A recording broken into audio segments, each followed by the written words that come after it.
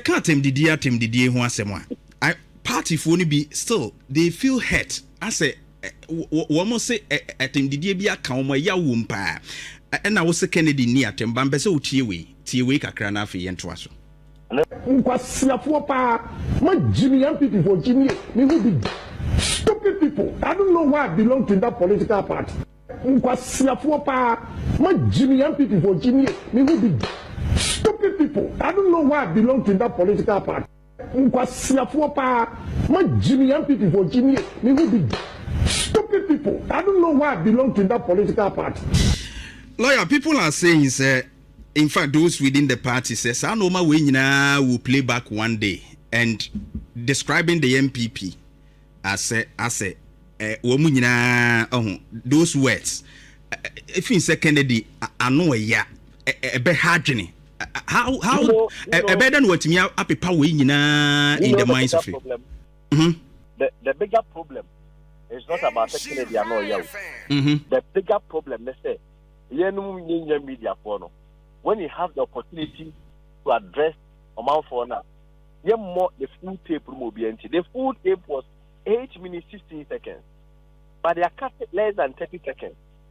But say be near the Professor Frimpong Boatin, so can say fake MPP. Actually, but the fake MPP statement no so much that a general secretary of the party released a statement for his expulsion from the party. Once the statement has come, the end mean can say full minutes will be very much important like that. No, but at the end of the day, would it also be fair to cut a portion of a statement and misconstrue the context?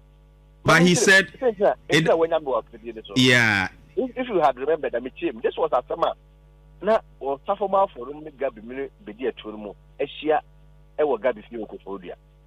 Anna, and penny for any party for Chuncomono. Somebody recorded a summer normal kind of Safoma for a record piano. He made comments, now, Akoyese, at the Asantefono, and a Chenfono, air to in terms of supremacy complex. Actually, the problem is back and Ghana. I didn't take a say ever to Ashanti, and a action for them. Over the year, good order to say, open it, can come in Canada, Ocopacho. You know why we got there? Because somebody in the meeting, MPP, FR4, a record there, no, for Toma, a pro and this is the boy.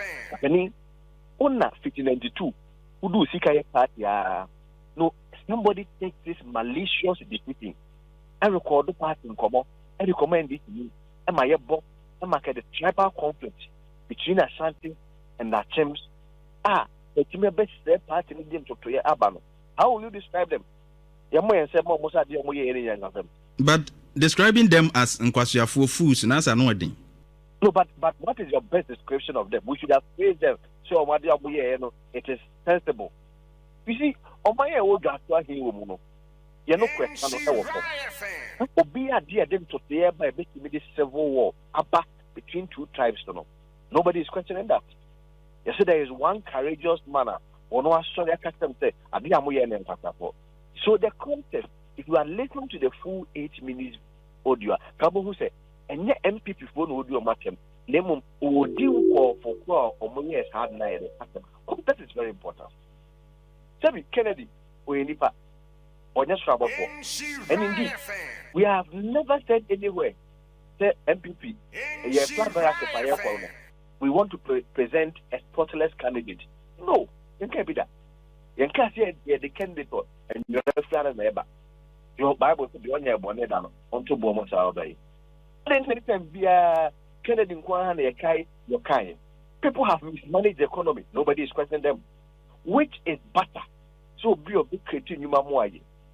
Hold the economy intact. May Obia, yes, oh, Nanoya. Obisu back to a big crash economy. Nobody questions about it.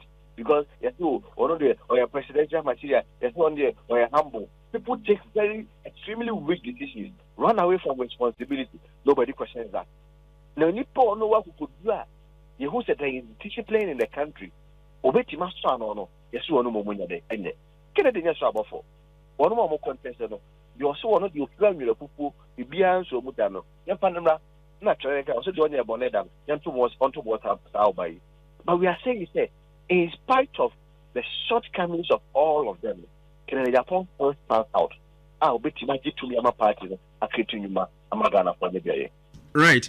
Enra statement to be better abontin which Kennedy Akompreko Japan described Dr. Alhaji Mahmoud Bawumia as a liar, say oye otrofo. Na eba na spark a lot of controversy ewo eye campaign both side. In fact, it be so Fred Kennedy Medra, others are attributing a lot of to him. But what will make Kennedy make such a statement right now? Because he kai sa voice we me pese utie kakra. Pese utie kakra. Where on earth? You are blaming Bawumia.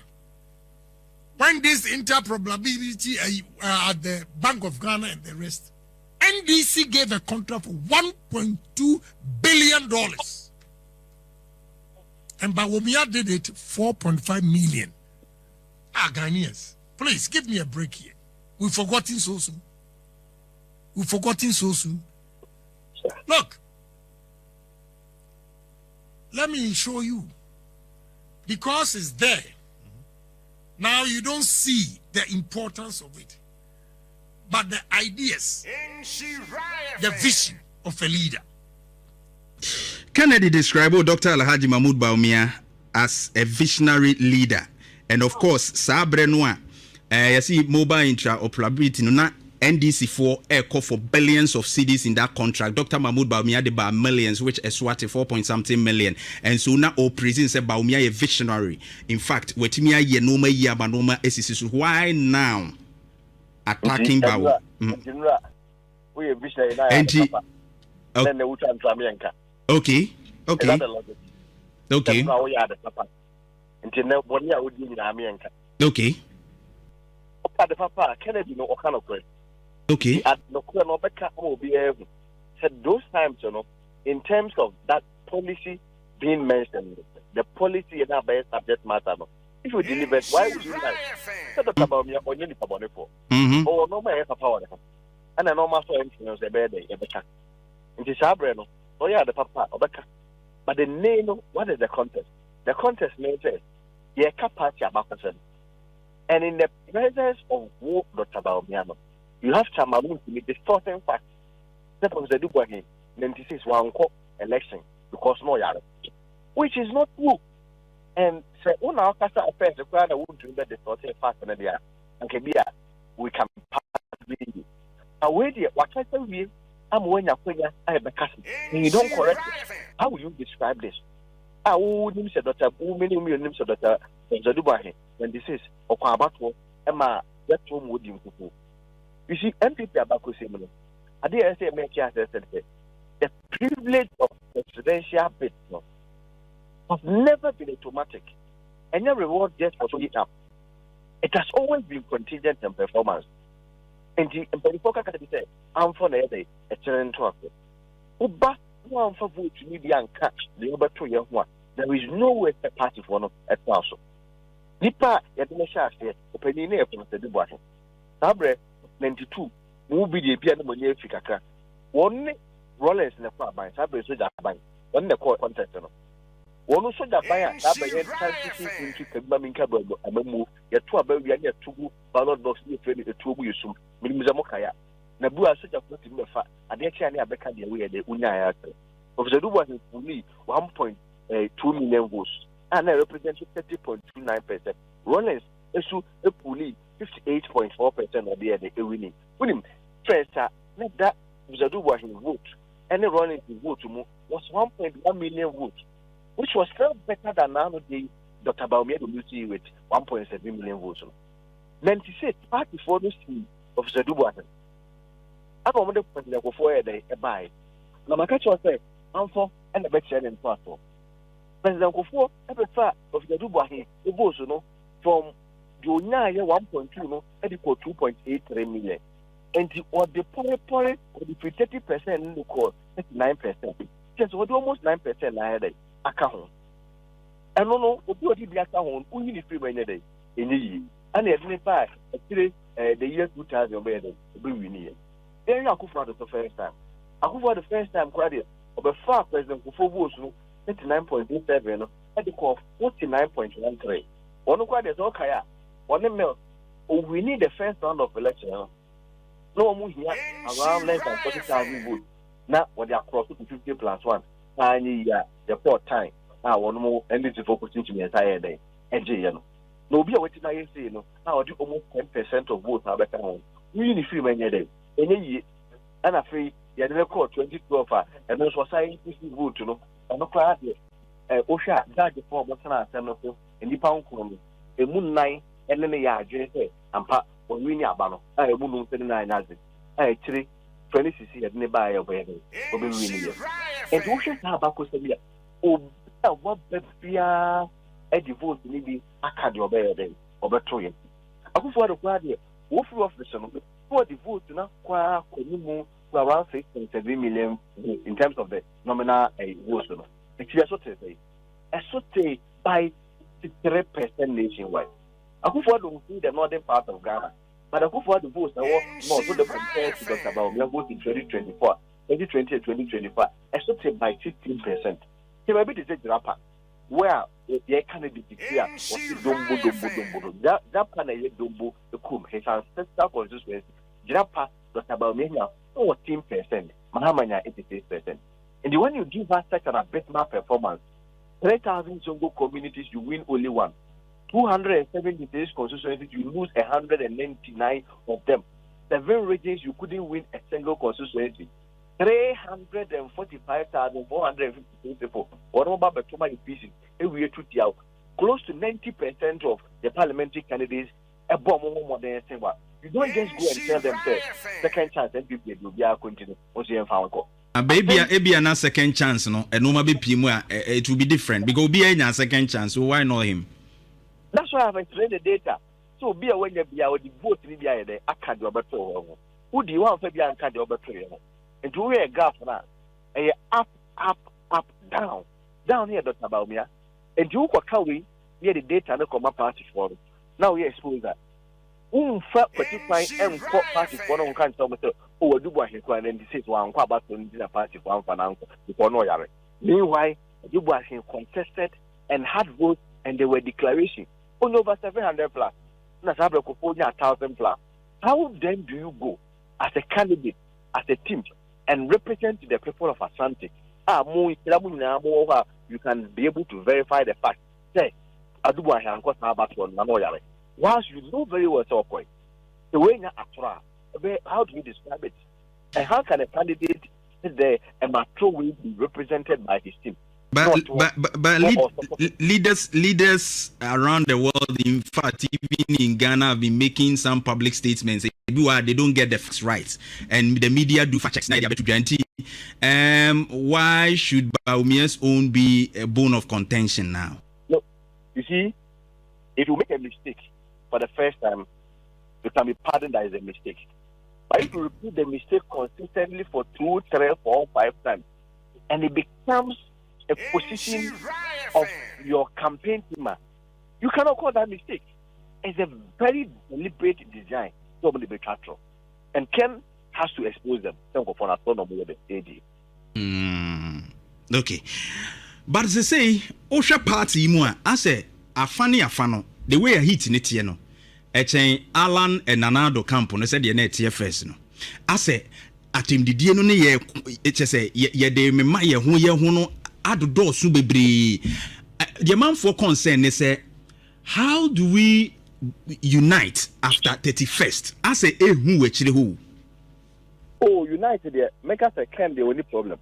No losing book could be Dr. Bawumia or the whole country. And so we have the track record say, you lose your capacity boom. Yeah, we need it won't be difficult for us. Now if you tell me, I mean, let's be very honest. When any funny fever. Not born animal no more ABD can attempt to get in the area in HR and boy. Have you had any response from us? And that touch here and also can name answer. Won't you mean the president? Nipo no 123. Obia braba nebata, Stone Qualaina. Asha yere. Abone bra, a be numa. A 7,300 workers every month. A team philanthropic job. So we seek a interaction center, or so we tell about hospital, about individual. Then if I call him, moving in the answer, between the woman. But touch here or no, or sorry, of course Obama, on whom the Miasin and Senina. The economist or no $5 from 4 to 17. I also arrested dollar at the keys are my IDP. Penny Pablo Mumu and Mumu a bit to me, I Ebumai. But Nipa or the track records will give you Numa, which is the biggest challenge and the biggest problem in this country that we have to address. It's any answer. That's what is so Yakata. Yet the terrible. Sebi Banchine German and where they a bachelor. 21st why now the people who speak. I mean, Mr. say campaign no Edru fine. Campaign dear. You are why yes Gam Nina away. No non command. We is done. In the year swap anti-Christian. I will not say situaye a month and do I will not say I can obey and then what's in it. Me will can tampo here. Honorable I will not see. And so Vietnam with a team. I said factory and also so far. And the European is here near 11 regions. I idea need Savannah, Upper West, Upper East, Northern, and then Northeast. Never also party based on. And so far the offer can campaign 3 different campaign groupings and are nationwide or with regards to protecting the constituencies. We need to be what or MPs in there, almost at the local level, almost on the delegates at the electoral area level. What can we do to come out to say? When say you are Dr. Bawumia, I mean, team will have 1 more year, also so it's in there. I dare say, I dare say, actually, yes, we have to so far, like I say, right. Compared to a previous elections, no flag bearer election, munua. Say support no echo and then canino. Oh, previous, I said, like I said, can before the next month. But in terms of real campaigning to sell your message, that the people will buy there, I would say that this is the best campaign ever organized in the history of our country, so far as the political enemies is concerned. With a quite more normal also so message in a coffin. Now, message Ben Wadinam. The message here. Say one, which magic to me. I'm a part, in the year 2028. When you say, we have back to 92 by a party be a bar when you feel okay. 92 bits in there. I don't have from 2024, it could be 2028. In Finland, JDC for which I make it strong key that Ghanaians should give them the remaining 4 years of the final election. And they also do not favor us. We know favor and then no cut. One of us Chief Justice. Electoral Commissioner Mame, the cast I could take in for the bed, the cast I could take in for. And Tiaba, a control. Say, yeah, no matter now, yeah, more I'm to Tiana, and Quay, and my free and fair leshama. Now the court is in quarter pet. Obacoro Tim Wapo or no, what their condition was all the China day. Yadi will be okay, be among. So some of the kinds of lessons I want at the polling station. Or what? Then lessons I want at the polling station. Yeah, the people can't say more in a day. Any me now pump on so honestly. In now pump on so honestly. 2020 about one better. And here could draw. If here near Ben, if here my master, Sibedia could be Fatana Kono, and then Conquenia. Here can a cuckoo drone with deep MPP upon any idea to say after. Any party corner Jehovah, or who said the beer during the Inyasa at the enemy. Now, oh, come, Mamma, send me a walking. Baby, if you say, Ken, a bar, Sabe, Yankan say, Kitty Sem, and a young fam rantier, and Koyaki, ewo baby. Ken Manfu say, na commenti or tire or bit me, yes, I didn't a idea Manfu Susufan when I can say, mmasɛm na beduru so saa abrɛ no de na we expecting said ye na namu no asa na be tax ne ade beba mu ni no ma Inia constitution na yes from amamra no e say e say we should protect the rights of citizens. And the rights of citizens not include the right to vote. And when somebody exercises his franchise, constitution and Johnny is protect us. How you do it, provided say a family it doesn't matter. Yanti Krumuha and your trouble year. You could make a concession less than 15 hours your climate. In your union, a collating centers, a quartet a collation, things is an album, edit to a electoral commission and pennyfoso, a metro mount for papa manager, a declare it's a mom. The way in your court, a moves on a day, am I? You can't see a pretty pattern. But what we are saying is that if you protect the voice of the people, they will protect the will of the people. There will be a between fire. And I know the running theater. We are not some quadia and yet to trust them. Ntimu de mema beko. Yeah, dear Dane, and Yakoma for any you could go home and never call a protect your voice. And make sure, say, dear Ghana for a toyano and only a back. We need to tell you that we need to be a body in Kenya, ever people. And then yesterday, I can't say that. University of Ghana, parliamentary, we need a single policy.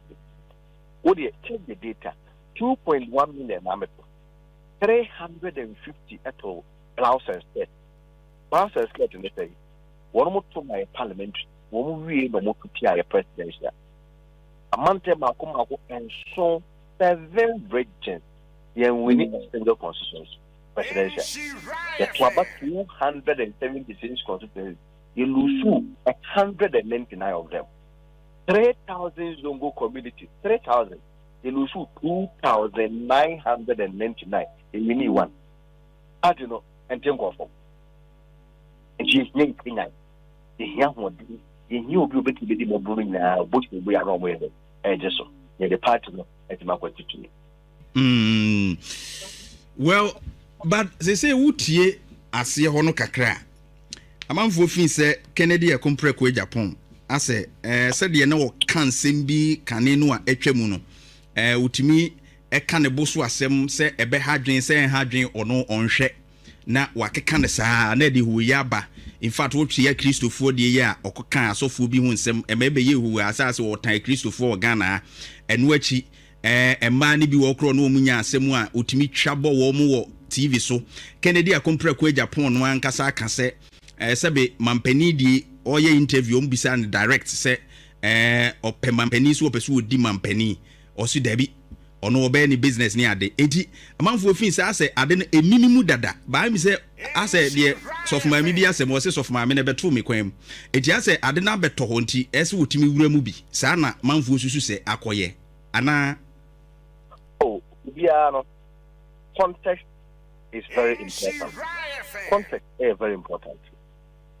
It depends on Komokra, and may able to say, we should demand penny. But it's also not the more reason why will be our own penny. They say, well, who the agencies that pay the OPE? It means you won't normal say. On one funny one, you more bear day. On one, what no one party no, at the court for my study, and let CPP maybe need dinner on a day, a coil. I feel okay, I said, who's I said, yes, would be attempt, would be party for attempt, would be one attempt. Again, said the music kind context is also very important. Can any party for attempt? Can a very passionate about doing the right thing at the right time. And so when the right things are not done at the right time, that is where it's let up. For instance, party for Akusia to Chunkobo with senior members of the party. No be a reporter and they are a pro NDT station is over. That is where he describes that in quote MPP for one.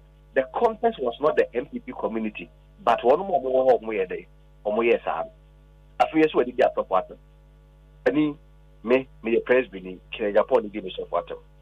Me younger farm no monam, be a Roman for only the almost of water. Kennedy, the young pa than Williams, and the Archbishop Ajanasal. That is what he do matter. Kennedy Japan Ubia or man hoping a man who you soon to challenge a certain canker and no maybe a neck also Safudim Mania would be already aiding someone. In the advent, Kennedy, a bois or nipa way charlatan. I saw Uncle Four or nobody Yamia Kata or winning a percent or body pastor okay, the passebre. They were destroying homes. Those were the people that can challenge. Who probably be so part of the mafia? Yan say, ye the Kennedy you are and or cry or not about Amoka, like the Gizi. I mean, you know his record. Who would the answer? And you want these guys to destroy home and nobody questions it. Hey, then they try to call ya what we assume to the or not, never pass them. One trouble. And what prevents Kennedy from emulating what guys did 2,000 years ago? Hey, the Kennedy Abe Christu. Oh, said it's so many things that would decrease an amount.